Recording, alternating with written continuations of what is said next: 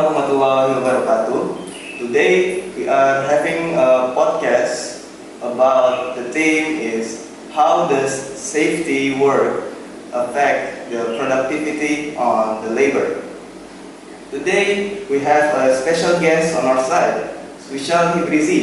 He's going to explain to us how safetiness on work affect productivity, and we are going to learn deeper into it.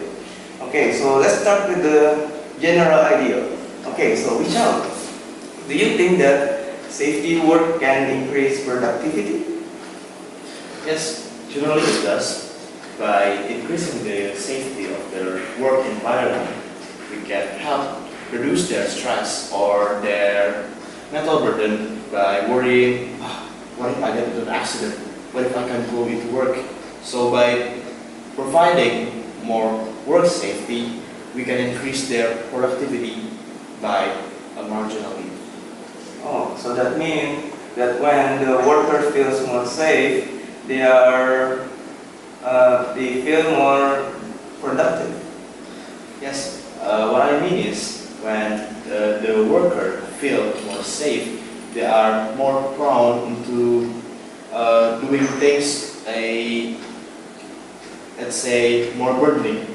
If you are working in a refinery or heavy machinery, where if you strain yourself too hard, then you get very tired and exhausting, right? If they were working in a heavy machinery, there's a risk when they were tired that they got into an accident. By providing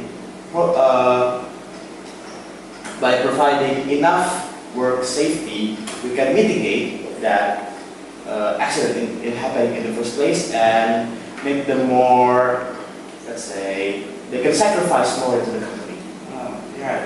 So when the workers are yet injured, they are unable to work, right? Yeah. So that means when they cannot work, it will decrease the productivity of the company, right? Yes. Yes, exactly. So by providing enough or, let's say, appropriate amount of work safety, we can mitigate them getting into accident in the first place by having a safety protocol or even health insurance put on their name. That means less accident, more work hour, and more work hour means more productivity. Yes.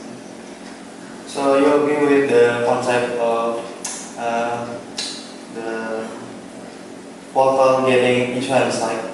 So let's change point of view to the company. If you have a company, do you agree to give your portal an insurance to maximize their work productivity? Okay, again, this depends on the company itself. Let's say we have a work office where the danger are very minimal compared to field works like heavy machinery, let's say in a factory or even mining and refinery. If we were a company working in the office environment, there is no need to have a work safety or insurance, because what danger does the environment possess? You get electrocuted? Well, technically that's your own fault. Now, the thing is, we as a company, we have to a general safety protocol and let the workers sign the fact that if they didn't follow the proper protocol and get hurt in place, we as a company doesn't have any responsibility for their damage. And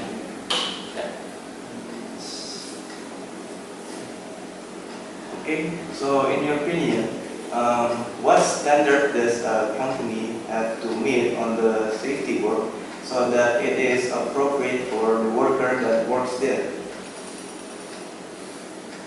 And let's just assume like industrial. I mean industrial. What do you think the proper standard health and safety? okay, for health and safety protocol, I guess. Yes, yes. In the industrial side, I think we need to stick to the usual criteria given by their own country, because you see every country has their own safety protocol that company needs to fulfill. So, but okay, that is, and the most minimal that we can provide to them is at least human right, and the environment cannot be toxic or harmful to the employee. That's the minimum that we can do. Thank you. Good. Let's say you are about to make a company, right? Yeah.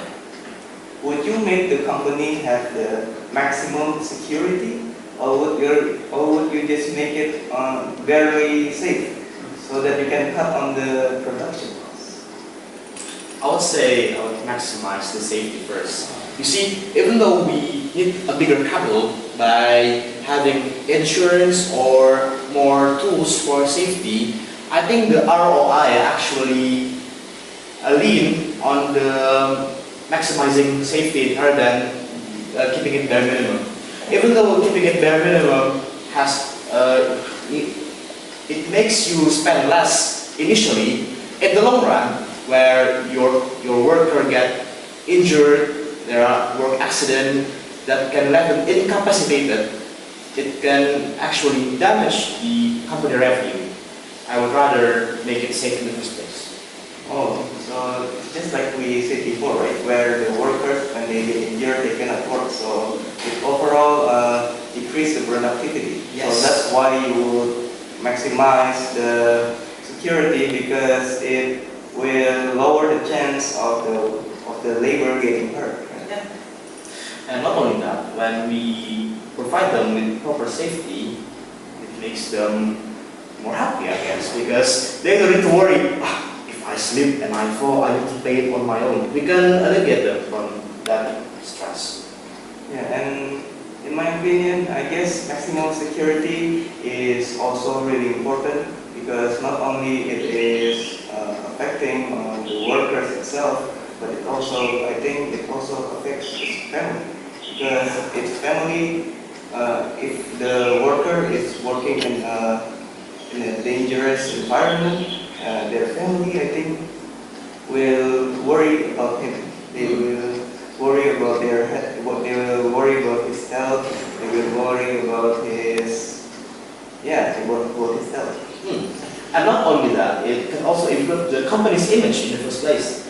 So when you have an image where a company is more safe, it's safe, it's kind, it's just better overall, people are more prone into joining our company, hence increasing our workforce even more and even building up. And it will compound into a bigger benefit rather than only company. So it is. So you mean the better security means that you get more popular? Yes. So when you get more popular, then more workers will get attracted to your company. Yes. Okay, I see. How about people who fake the accident? What? How about people who, like for example, your worker knew that they get insurance if there is an incident on the work, right? So how can you assure that the worker is not trying to fake the incident to get insurance? That's a good question, actually. So the first thing we could do is put surveillance around the work environment. Let's say in the construction site, we can put on CCTV or camera, and we can analyze how the accident even happened. If it was intentional and the worker are intentionally causing their accident to gain the insurance, then we could technically decline it. Because let's say I make a company, the first thing I would do is make them sign a contract where if they were in an accident intentionally, we will not cover for it. Yeah. So you said that you don't take responsibility for their mistakes. Yes, because it is not okay. Because they were not following the proper protocol. Because in an accident, as long as they were following the proper protocol, like using a helmet or boots, if the accident happened while they were following the protocol, then of course we're gonna cover for it. But if it was their own mistake, their own negligence, then we cannot cover for it. Because then they can just exploit the insurance in the first place. I see. Okay, so let's just the topic for a bit. So, do you think that this principle, where the safety work can increase production and productivity of the workers, does it apply to all kinds of jobs? Like, for example, when in the office, right? There don't seem to be any danger. You just work in front of a computer. Yes, yes. And as well, when in a factory, there's a lot of dangers. There might be something with the machine or something like that. Yeah. So what do you think about it? Does it apply to all jobs?